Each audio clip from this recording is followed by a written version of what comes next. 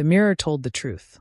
It wasn't a bad face staring back at me, sharp cheekbones, a straight nose, pale hazel eyes that sometimes looked green in the light. My hair was dark and curled annoyingly at the edges, the same as my brother's. We were identical down to the last detail, a fact that never surprised anyone but me. Henry and I had shared a face since birth, but we'd never shared the same place in our family. "Harry," my mother's voice carried up the stairs, smooth but impatient. "Come down already, your brother needs you." Of course he did. Henry always needed me, or rather, they always needed me for him. I adjusted the collar of my shirt. It was one of Henry's old ones, pressed neatly by our mother, but still faintly smelling of his cologne. Everything I wore had been Henry's first. If he was the star, I was the shadow trailing just behind, too similar to ignore, but never bright enough to notice. When I reached the bottom of the staircase, the scene was familiar. Father stood tall near the mantel, arms folded, his gaze fixed on Henry as though he were a prize worth guarding. Mother circled him with careful hands, straightening his shoulders, smoothing his golden hair. Henry sat on the sofa in polished clothes, his smile effortless and warm, like he belonged under the spotlight. He was patient as they fussed, used to the attention, basking in it as naturally as he breathed. I lingered near the wall, quiet as always. "There you are," Father said without looking directly at me. "Help your brother with his cuffs." I crossed the room, knelt, and adjusted the silver cufflinks glinting at Henry's wrists. He looked down at me with a grin, teasing but not unkind. "You're heavy-handed," he said softly. I gave a small shrug. It wasn't worth answering. Henry and I looked the same, but the differences had been carved into us long ago. He walked with confidence, shoulders back, eyes bright, while I had learned to keep myself small. Not because I wanted to, but because no one had ever made room for me to stand tall. "Perfect," Mother whispered, leaning back to admire her work on Henry. She barely glanced my way, though her hand brushed my shoulder briefly as if to say, "There, that's enough from you." It wasn't cruelty. It wasn't even unkindness. It was just the way things had always been. Henry drew their eyes. I slipped through their blind spots. And maybe that was easier, for them at least. The conversation at the table turned to Henry again, as it always did. His posture, his manners, his future. My name didn't come up once. I sat quietly on the arm of the chair, nodding when spoken to, fading into the background when I wasn't. Sometimes I wondered if they even noticed. If, when they looked at us side by side, they saw twins, or if they only saw Henry and me as the echo. Henry never gloated. He didn't need to. He was used to being chosen. And me, I was used to watching. I told myself it didn't hurt anymore. That being overlooked was better than being weighed down with expectations I could never meet. But when Mother cupped Henry's face and whispered, "Our perfect Omega," something inside me tightened all the same. Perfect. Always him. Never me. I rose quietly from the arm of the chair, drifting toward the staircase again. No one stopped me. No one asked where I was going. Their world was full enough without me. And maybe I should have been grateful. After all, there were worse things than being invisible. But as Henry's laughter echoed behind me, warm and bright and whole, I couldn't help the thought that pressed against my chest, aching like a bruise. If we were truly identical, why did it feel like I was the one who didn't exist? I'd always imagined that when fate came knocking at our family's door, it would be for Henry. And I was right. The night Father called both of us into the sitting room, his expression was solemn, almost reverent. Mother stood at his side, her hand on Henry's shoulder, as if she were already presenting him to the world. I lingered in the doorway, heart already sinking, because I knew whatever this was, it had nothing to do with me. "Sit," Father ordered, his eyes flicking to me like an afterthought. "Both of you." Henry dropped gracefully into the velvet chair opposite them. I took the seat beside him, my posture stiff, my hands folded in my lap like a child afraid of taking up too much space. Father's gaze swept over us, but it landed and stayed on Henry. "You've both heard the names Kieran and Lucian, I trust?" Henry's hazel eyes brightened. Mine widened. Who hadn't heard those names? They were legends, two alphas who had defied tradition, bonded only to each other, and risen to power most men could only dream of. Their faces were everywhere, business magazines, news feeds, gala reports. Together they were like fire and storm, sweeping aside anyone who dared to oppose them. "Yes, Father," Henry said smoothly, ever the perfect son. Father leaned forward, voice thick with gravity. "They have approached us." The air seemed to leave the room. My pulse thudded in my ears. "Approached us?" Mother's lips curved with pride. They wished to secure an heir. As you know, neither can carry children. They have sought out our family for our Omega line's fertility. And they have chosen, her fingers squeezed Henry's shoulder, our firstborn son. Henry inhaled sharply. For once, he looked unsteady. Me. Of course you, Father said. It's an honor beyond anything we could have hoped for. You'll bear their child, and our family will be tied to theirs for generations. Prestige. Security. Power. He didn't even glance at me as he said it. My throat was dry. I kept my gaze fixed on my lap, trying not to let the sting show. Of course it was Henry. It was always Henry. Henry bowed his head. If that is what they wish, I'll do it. Good boy, Mother whispered, pride shining in her eyes. I wanted to vanish. 2 nights later, the Alphas came to dinner. Our house had never looked so polished. Chandeliers glowed like captured suns, silverware gleamed, and even the air seemed scrubbed clean, thick with the sharp bite of polish and the sweeter notes of flowers Mother had ordered in just for the occasion. I wasn't meant to sit at the table. Not really. The guests had come for Henry. But since I was his twin, and identical at that, Father insisted I be present. For show, he'd muttered. Symmetry. So I stood by the door as the clock chimed 7, my palms clammy, my chest tight. And then they entered. Kieran first, tall, broad-shouldered, his presence like a blade cutting through the room. His eyes were a stormy gray that swept over everything with cool assessment.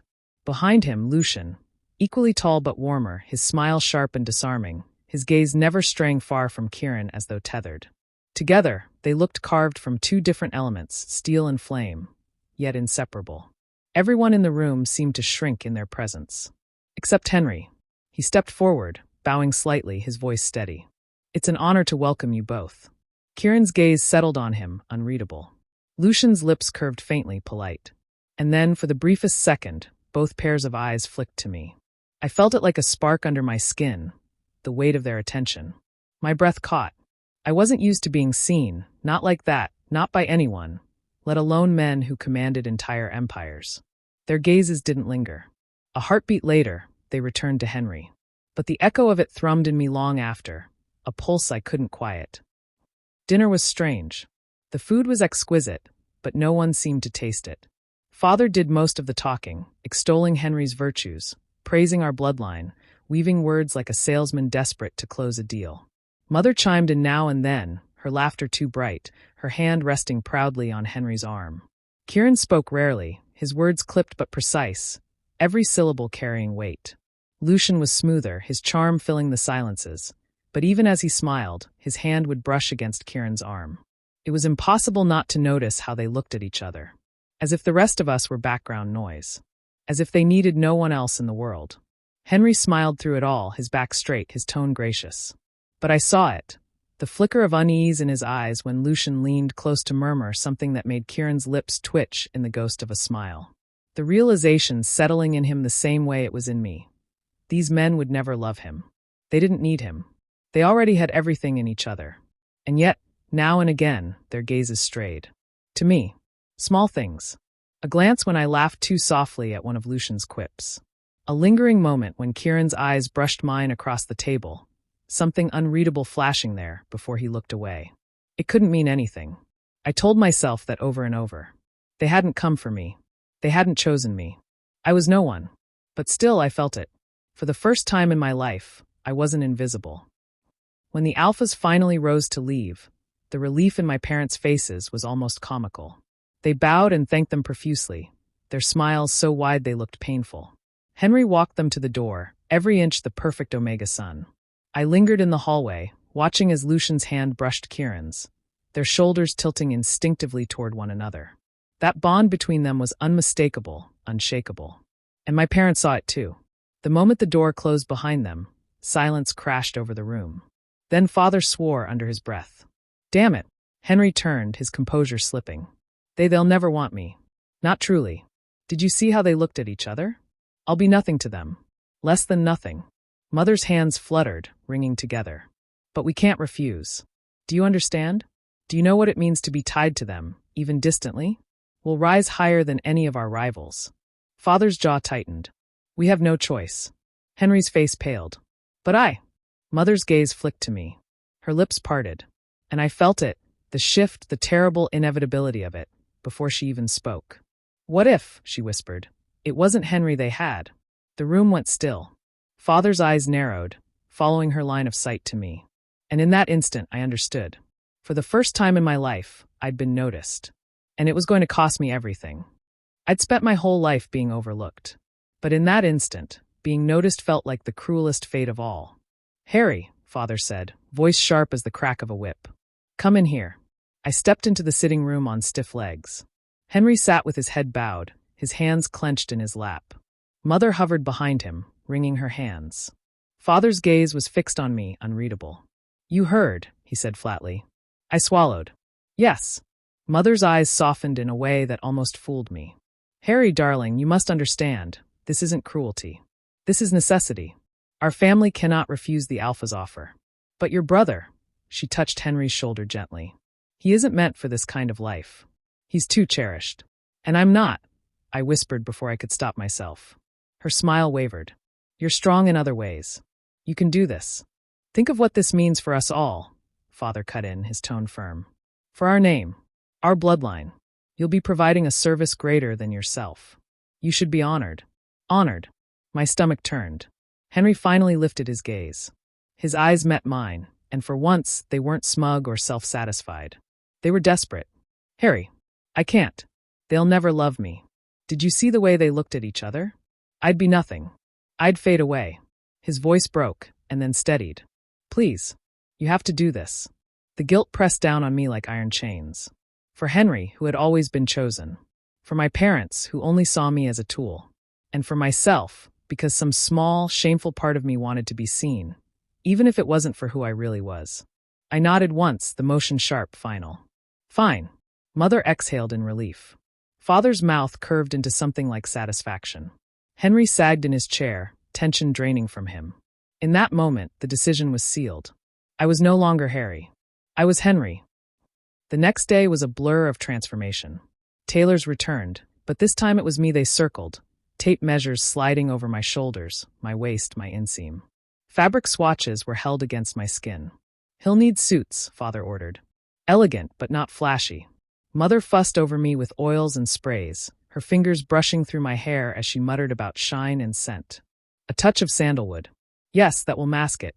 And rose water to sweeten." Every stroke, every adjustment, every brush of powder felt like layers of someone else being painted onto me. I looked into the mirror and saw Henry staring back. "Perfect," Mother breathed. "They'll never know." Henry watched from the doorway, silent. Our eyes met, and guilt flickered across his face before he turned away. That evening, the car arrived. It was black and sleek, its surface gleaming like liquid glass under the glow of the street lamps. The driver wore a crisp uniform, his expression unreadable as he opened the back door. "Your escort," Father said, his voice thick with pride. "Kieran and Lucian's car. An honor for it to grace our street." Mother adjusted my cufflinks, her hands trembling just slightly. "Remember what we told you. You are Henry. Speak little. Smile when appropriate. Do not disappoint us." Her words cut deeper than she realized. "Do not disappoint us." As though that had been my greatest crime my entire life. Henry stood beside them, pale and silent. For once, he didn't meet my eyes. I slid into the car, the leather seat swallowing me whole. The driver closed the door, and the world outside blurred as we pulled away. The city lights flashed past the windows, tall buildings rising like glass giants, their reflections bending and breaking in the dark. My heart pounded in my chest, each beat echoing with the same thought. I was being delivered. Like a package. Like property. The car slowed, then turned through gates taller than any house I'd ever seen. Iron and gold twisted together in patterns too intricate to comprehend. Beyond them, a drive lined with perfectly trimmed hedges and glowing lanterns led to a mansion that looked less like a home and more like a kingdom. My breath caught. It rose before me in sweeping arcs of glass and stone, its windows glowing with warm golden light, its doors towering and carved with symbols I didn't understand. Every line of it screamed wealth, power, permanence. This was their world. And now, somehow, it was mine. The door opened. A servant in immaculate attire bowed low. "Welcome, sir." I stepped out on shaky legs, the cool night air biting at my skin. My parents followed, their prideful smiles stretched tight across their faces, as they looked up at the mansion. Inside, the air was cooler, scented faintly with cedar and something richer I couldn't name. Chandeliers spilled light across marble floors, and paintings lined the walls, each frame more ornate than the last. "Please, this way," the servant said. We were led through halls that seemed endless, each turn revealing another glimpse of grandeur. Velvet curtains, gilded mirrors, staircases that curved like ribbons.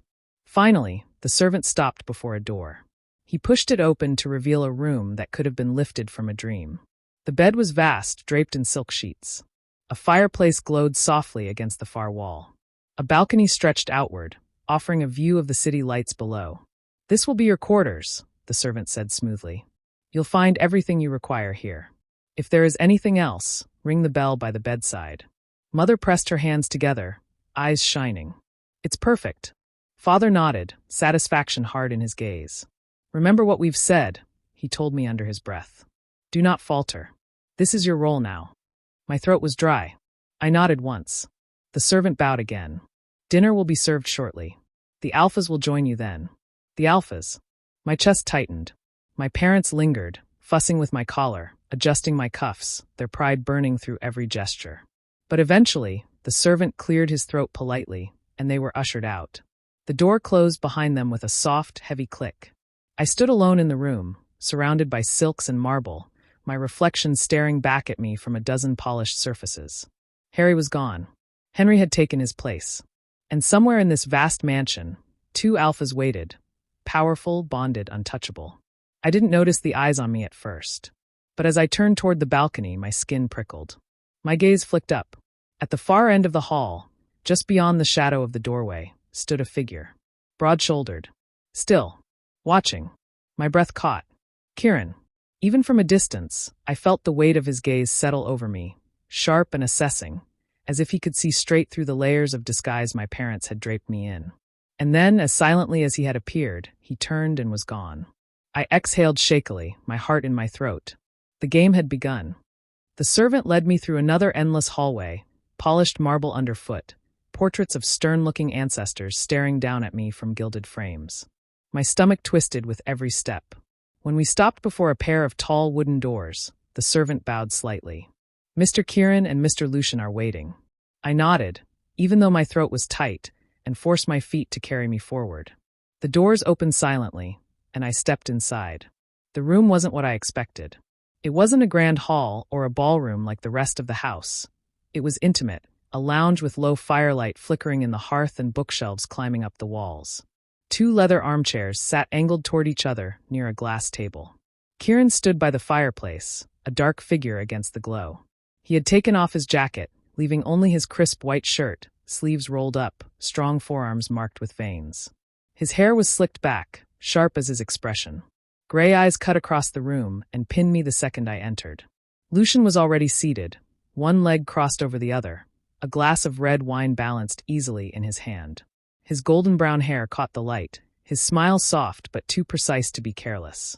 He looked at me the way people look at puzzles, something to be solved. For a moment I froze. Then Lucian's lips curved, and he gestured toward the empty chair across from him. "Henry, come sit." I forced my legs to move. My palms felt slick against the fabric of my trousers, and my pulse pounded in my ears as I lowered myself into the chair. Kieran said nothing, his gaze steady and heavy. Lucian set his wine down, leaning forward slightly, elbows resting on his knees. "You already know why you're here," Lucian began, his tone warm but leaving no room for misunderstanding. "We are Alphas. Bonded. We have everything except the one thing we cannot give each other, an heir. Your family's line is known for fertility. You, as their firstborn Omega, were the natural choice." The words weren't cruel. They weren't even unkind.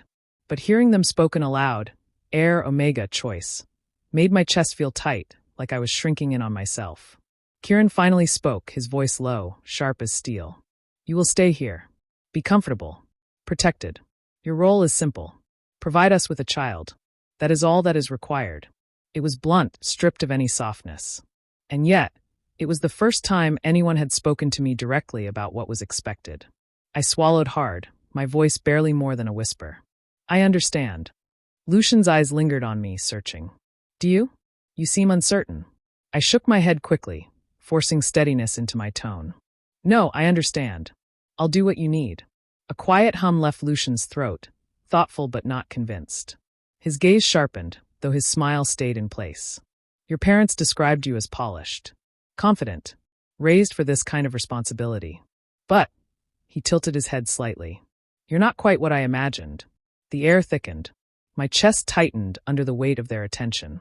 Kieran stepped closer, his presence like a shadow falling over me. He didn't crouch or lean. He simply stood there, tall and commanding, until I had no choice but to look up at him.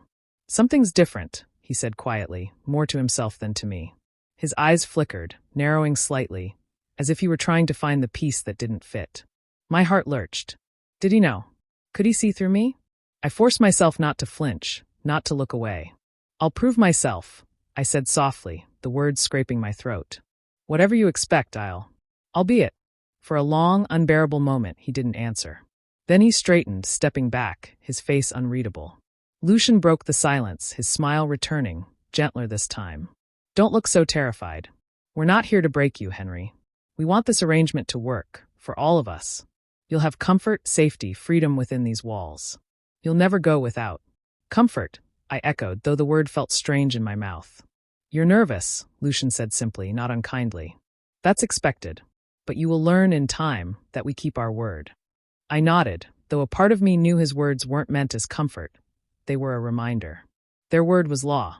Dinner was brought in on silver trays, and I forced myself to eat, though my stomach fought me with every bite. Lucian carried most of the conversation, asking me small questions. What music I liked, what books I'd read, what meals I preferred. His questions were light but deliberate, as though he were testing the edges of who I was. Kieran stayed quiet, eating with precise movements, his eyes on me more than his plate. Whenever I risked a glance at him, his gaze was already there, steady, sharp, impossible to escape. By the end of the meal, my nerves were raw, strung tight like wires. When the plates were cleared, Lucian set down his glass and leaned back, his gaze still fixed on me. This will not be easy. It will not be simple. But you are here now, and we expect you to fulfill your role. In return, we will ensure you never want for anything. Kieran stood, his chair scraping lightly against the floor. He studied me for a long moment, his expression unreadable. Then his words dropped like stones into the quiet. You are not what they promised us. The blood drained from my face. My breath caught. But before I could speak, before the panic could spill over, he added, softer but no less sharp. Perhaps that's not a bad thing. He turned and left the room, his tall figure disappearing into the shadows of the hall. Lucian remained for a moment longer, his golden eyes holding mine with unnerving steadiness. Then he smiled, faint and secretive. Sleep well, Henry. Tomorrow we begin. The door closed behind them, and I was left alone in the flickering firelight, trembling. They didn't know. Not yet. But they sensed me. And for the first time in my life, someone wasn't looking past me. They were looking at me. And I felt seen. The first morning in the Alpha's mansion felt nothing like home. I woke to the soft rustle of curtains being drawn back by a silent servant. Sunlight spilled into the room, washing over the silk sheets and polished wood. It was beautiful, almost unreal, but it wasn't mine. I wasn't supposed to be here. For a moment, I let myself sink into the warmth, trying to pretend. But then my chest tightened, the memory rushing back. My parents' faces, their desperation, their insistence that this is your duty, Harry. You'll ruin everything if you don't do this. And now here I was, living Henry's life. The days passed quickly, structured with routines I had no say in. Meals were served at precise times. A trainer came twice to instruct me on wellness exercises. Servants hovered, ready to provide anything I asked for. Yet despite the comfort, I felt out of place. Kieran and Lucian moved through the house like two halves of a whole, synchronized, unshakable. At dinners, they shared quiet looks across the table, unspoken words traveling between them.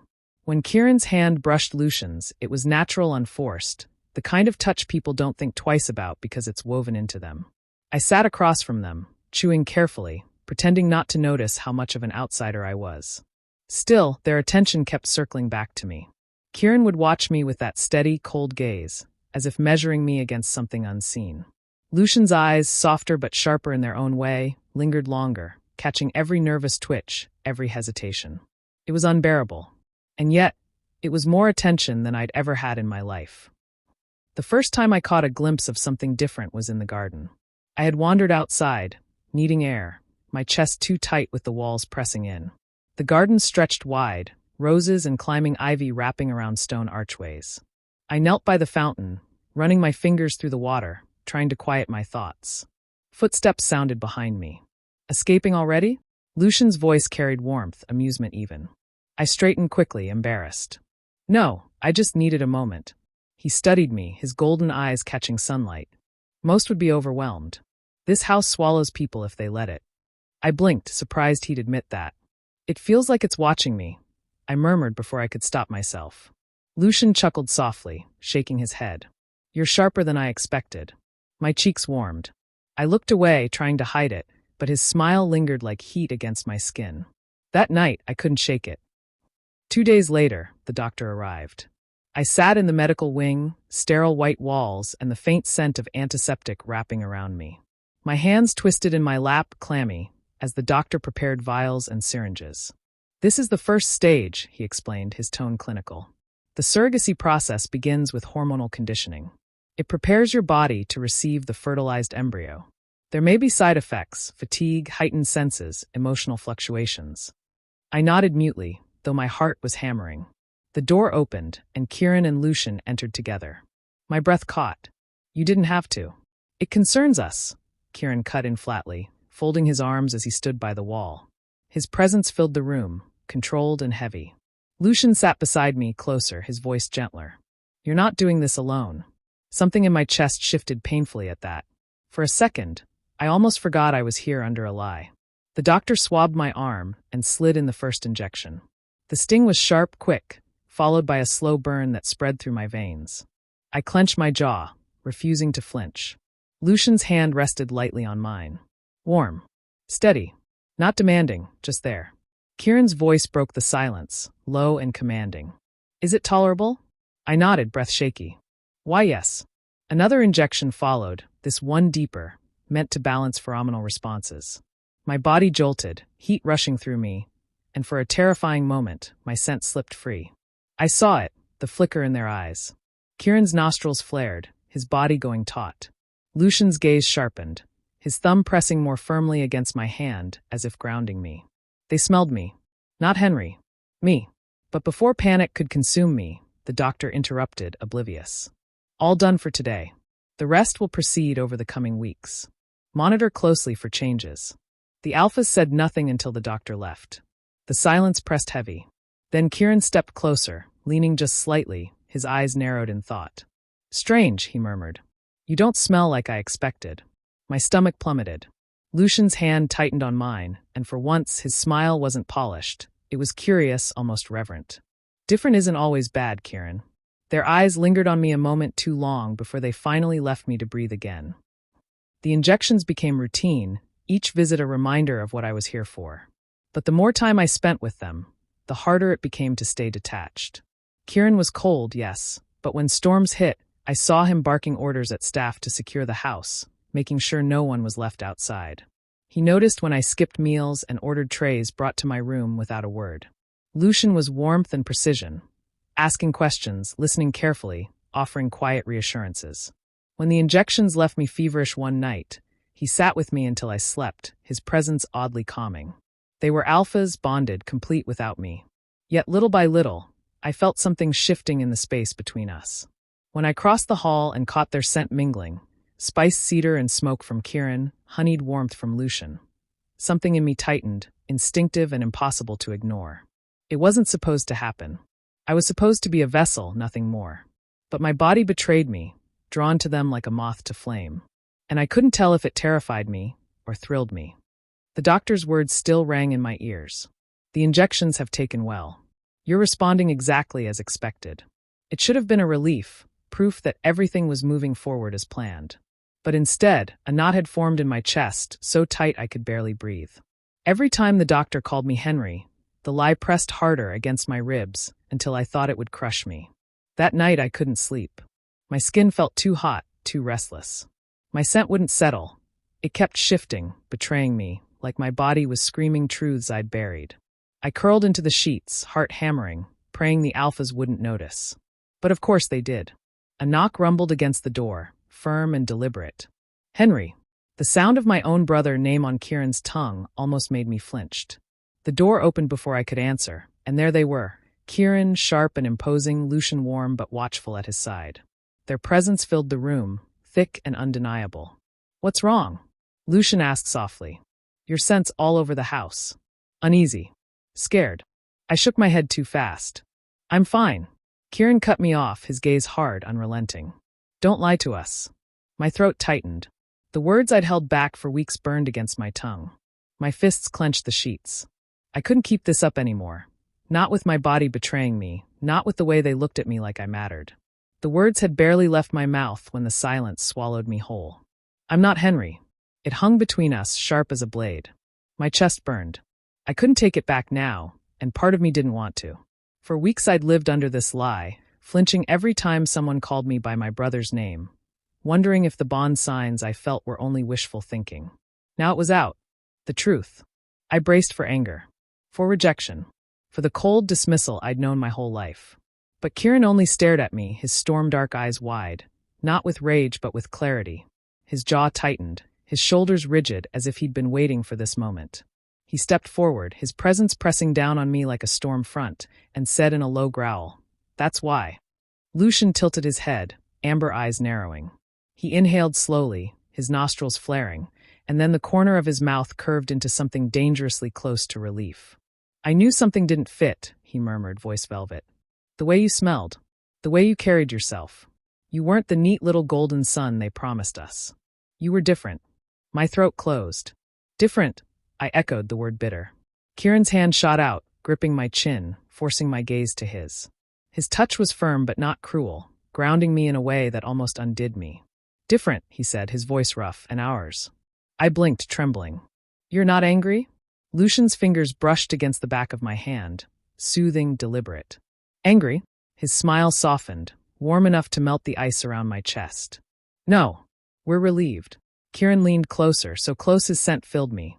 Steel, smoke, something raw that tugged at instincts I barely understood. "You think you deceived us. But tell me," his forehead pressed against mine, his voice a low, ragged growl. "Why does my wolf fight to claim you? Why does Lucian's every breath wrap around you like a shield?" Instinct doesn't lie, Harry. Hearing my real name from his lips broke something in me. When Lucian kissed me, it was soft, careful, as though he was afraid I might shatter. When Kieran followed, his mouth firm and unyielding, it felt like possession. For the first time in my life, I wasn't invisible. I wasn't second best. I was theirs. The doctor confirmed it the next morning. Pregnant. The word rang in my ears like a bell. I sat on the exam bed, fingers pressed to my still flat stomach, my entire body buzzing with shock. "Pregnant," I whispered, barely able to shape the syllables. The doctor smiled politely, oblivious to the storm raging in me. "Remarkable compatibility," he said. "The bond signs are unusually strong. The child is thriving already." But I wasn't looking at him. My gaze darted to the two men who stood at my side like shadows. Kieran's expression was unreadable, sharp as steel. But his hand found mine, squeezing once, firm and protective. Lucian's smile curved, tender and bright. "You're carrying our child." My throat tightened. "And you won't face a single day of it alone," Kieran added, his voice leaving no room for argument. For the first time in my life, I believed them. After that day, everything changed. They didn't treat me like a surrogate anymore. They treated me like something more. Kieran, who the world whispered about as cold and ruthless, became relentless in his care. He barked at staff for serving me tea too hot, for not bringing extra pillows, for letting me walk too far unescorted. His protectiveness should have been suffocating, but every time his hand steadied me at my back, or he pulled a chair closer, so I wouldn't stretch too far, my chest ached in ways I couldn't name. Lucian was different, softer but no less intense.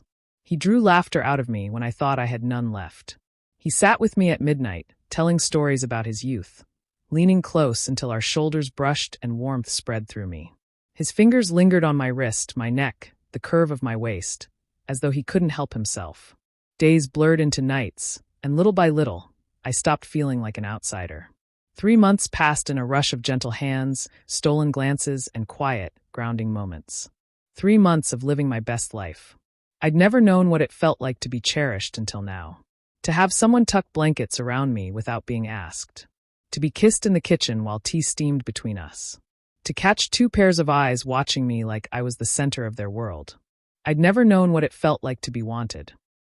It was a week before Lucian's birthday when they brought it up. We were in the library, firelight flickering across the shelves, my hands folded over the gentle curve of my stomach.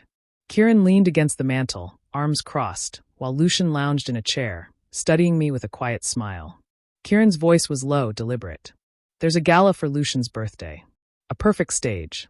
His gaze sharpened on me. We want to claim you publicly. To end the whispers. To show them you're ours.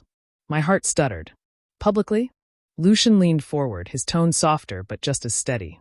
Only if you're ready. We won't force it. But his smile curved. I want the world to know you're with us. Kieran's eyes locked on mine, possessive fire burning in their depths. Say the word, and we'll stop hiding. You'll be ours in front of everyone. My hands shook where they rested on my belly. The idea of it, the exposure, the judgment, terrified me. But the thought of standing beside them, claimed, wanted, chosen, it lit something inside me I couldn't smother. Yes, I whispered. Then stronger, yes. I want that. Kieran's jaw tightened, satisfaction flickering across his face. Good. Lucian rose, pressing a kiss to my temple, his voice a promise. Then it settled. The night of the gala arrived like a storm. The estate glittered with chandeliers and crystal glasses, music floating through the air as wolves of status and power filled the hall. I stood between them, dressed in midnight silk that hugged the small curve of my stomach, their hands never straying far from me. Breathe, Lucian whispered in my ear, his hand firm at my waist. You're perfect. Kieran's grip tightened around my other hand, grounding me. Stay close. When the hall quieted and all eyes turned, my heart thundered. Kieran's voice cut through the silence, deep and commanding.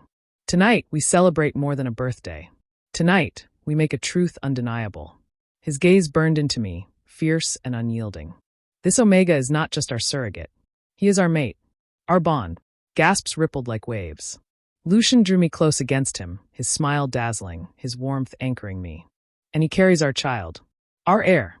The room erupted in whispers, shock rippling across the crowd. My pulse roared in my ears. But none of it mattered. Not with Kieran's steady grip on me. Not with Lucian's arm locking me against his side. For the first time, I wasn't invisible. I wasn't second best. I was theirs. And across the hall, I saw them. My parents.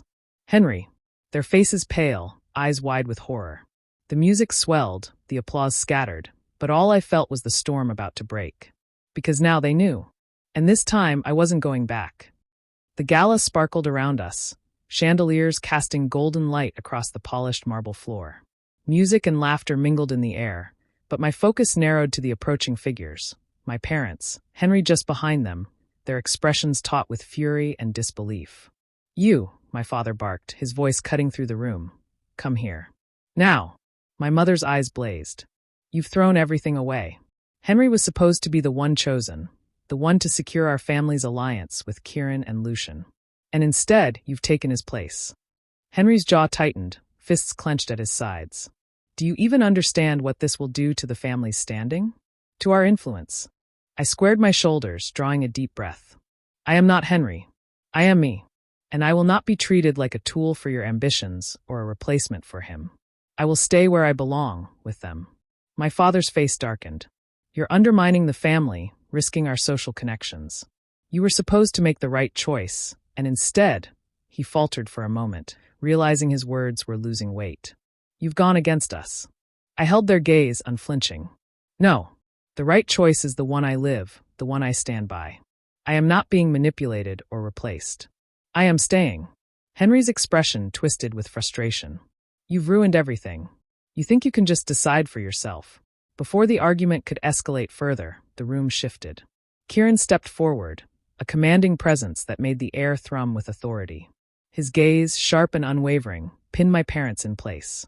This stops now, he said, voice low and controlled, every syllable deliberate. Harry is under our protection.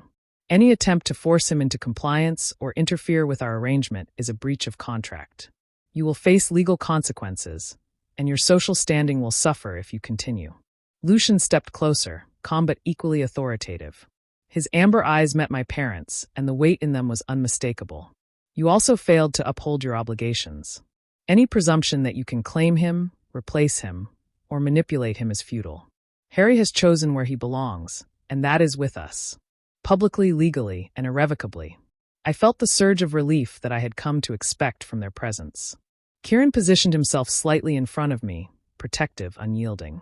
Lucian pressed lightly against my side, grounding me, fingers brushing along the small curve of my stomach. I didn't need them to say it, their actions spoke volumes. I was safe. I was claimed. I was cherished.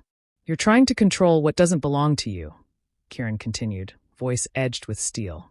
Any further interference will have consequences beyond your control, legal, social, and financial. Lucian's hand found mine, intertwining fingers over my stomach. He is ours, and you are overstepping. The contract you signed clearly defined the arrangement, and you are failing to uphold it. Press any further, and you will face the repercussions. My parents faltered, color draining from their faces. Henry's fury faltered as the reality of our combined authority hit him. For the first time, I felt a calm certainty. I was protected, not just by words, but by actions, by presence, by unwavering devotion.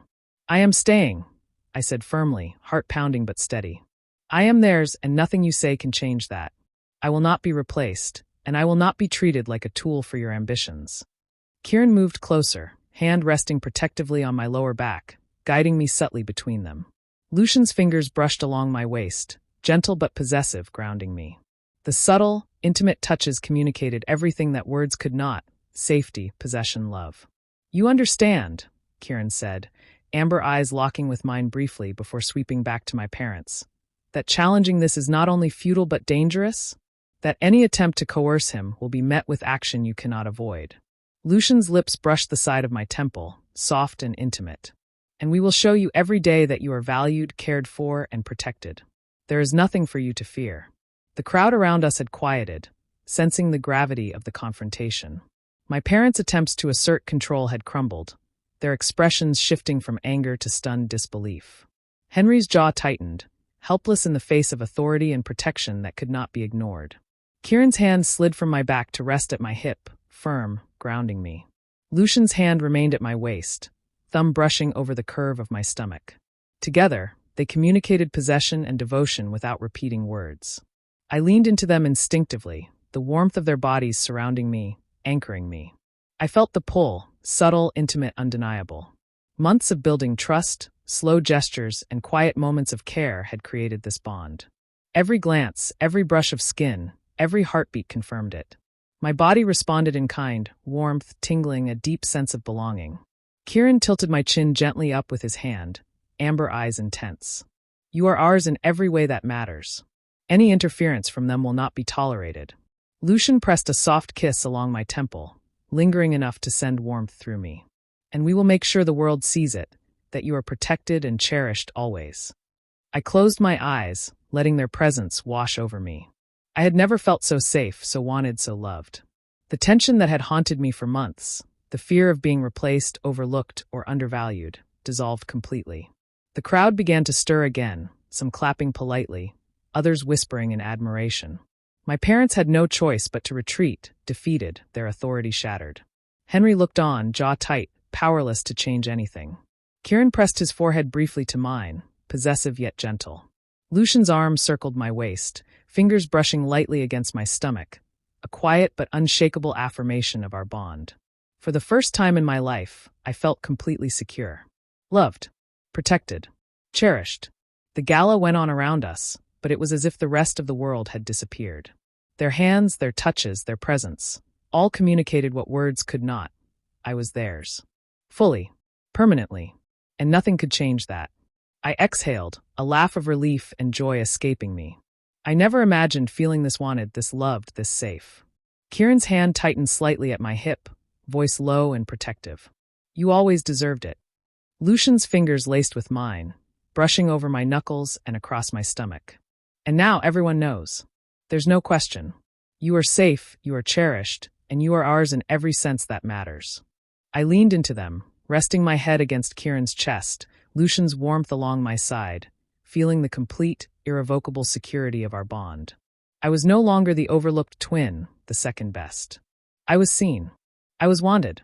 I was part of a family that could never be broken. For the first time, I truly felt at home.